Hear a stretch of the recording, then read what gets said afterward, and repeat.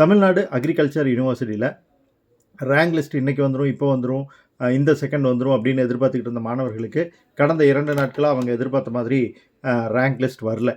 என்ன ரீசன் அப்படின்னு பார்த்தீங்கன்னா, நம்ம ஏற்கனவே சொன்ன மாதிரி ரீவேல்யூஷன் மார்க்ஸ் தான் காரணம். ரீவேல்யூஷன் ரிசல்ட் எப்போ வருது அப்படிங்கிறது தெரியாமல் ரேங்க் லிஸ்ட் டேட் வந்து அனௌன்ஸ் பண்ணிட்டாங்க. ஸோ அதனால் இப்போ ரீவேல்யூஷனில் மார்க் வந்ததுக்கப்புறம் நிறைய பேர்த்துடைய மார்க் வந்து சேஞ்ச் ஆகிறதுக்கான வாய்ப்புகள் இருக்குது. ரேங்க் வந்து சேஞ்ச் ஆகிறதுக்கான வாய்ப்புகள் இருக்குது. உங்களுக்கு முன்னாடியோ பின்னாடியோ மார்க் குறைவாகவோ அதிகமாகவோ எடுத்தவங்க வரும்போது உங்களுடைய ரேங்க்கில் சேஞ்சஸ் ஏற்படும்.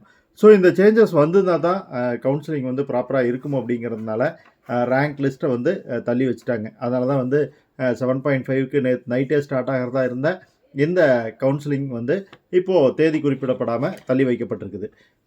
இப்போது மிக முக்கியமான அறிவிப்பு தமிழ்நாடு அக்ரிகல்ச்சர் யூனிவர்சிட்டியிலேருந்து வந்திருக்கு. அதாவது உங்களுக்கு ரீவேல்யூஷன் மார்க் வந்து ரீவேல்யூஷனில் வந்து ஏதாவது சேஞ்சஸ், ரீவேல்யூஷன் ரீடோட்டல் ரெண்டுலேயுமே ஏதாச்சும் சேஞ்சஸ் இருந்ததுன்னா நீங்கள் தமிழ்நாடு அக்ரிகல்ச்சர் யூனிவர்சிட்டிக்கு வந்து உங்களுக்கு அவங்க கொடுத்துருக்கக்கூடிய மெயில் அட்ரஸ் மூலிமா தெரிவிக்கணும். அதன் மூலிமா உங்களோட ரேங்க்கில் வந்து சேஞ்சஸ் வரும். இதை வந்து அவங்க சர்டிஃபிகேட் வெரிஃபை பண்ணும்போதும் கண்டுபிடிப்பாங்க. அதுக்கு தகுந்த மாதிரி உங்களுடைய ரீஅலாட்மெண்ட்லாம் சேஞ்சஸ் இருக்கும் அப்படின்னு சொல்லியிருக்காங்க. ஸோ நண்பர்கள் யாராவது தமிழ்நாடு அக்ரிகல்ச்சர் யூனிவர்சிட்டிக்கு அப்ளை பண்ணியிருக்கீங்க அப்படின்னா, உங்களுக்கு ரீவேல்யூஷன் அப்ளை பண்ணியிருந்து மார்க்கில் சேஞ்சஸ் வந்திருந்ததுன்னா ப்ளஸ்ஸாகவும் இருக்கலாம், மைனஸாகவும் இருக்கலாம்.